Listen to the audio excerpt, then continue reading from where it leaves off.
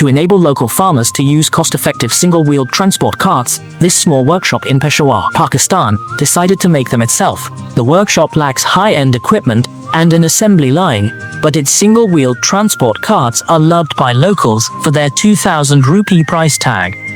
Drums become a wheelbarrow, starting with a cut.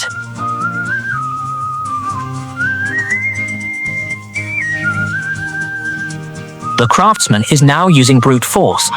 As anyone who's been blasted away knows, this is the right call. Rashly cutting this with a machine could produce sparks that mix with residual paint, causing an explosion. It's highly likely this would make the craftsman vanish instantly.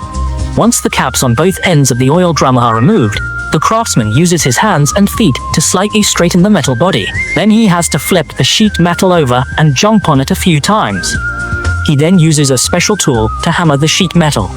In no time, it's a completely flat iron plate. Next, the iron plate is fed into this second-hand rolling machine to be pressed.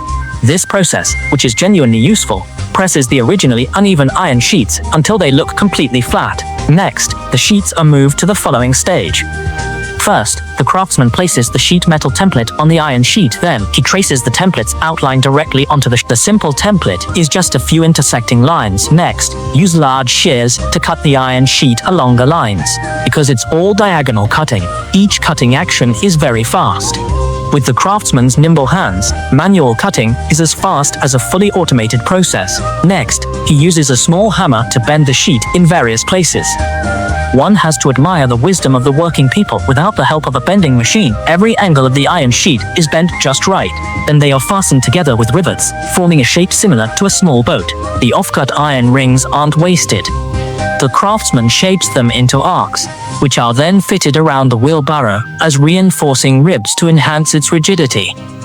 Pakistani craftsmen then weld these small, boat-shaped baskets onto the finished frames. With uniform argon welding, new farm wheelbarrows are thus created. Although these wheelbarrows look simple, they carry the wisdom and sweat of the Pakistani craftsman. More importantly, they are cheap and practical, becoming a great help to many farmers. In the land of Pakistan, stories of turning waste oil drums into treasure are played out every day.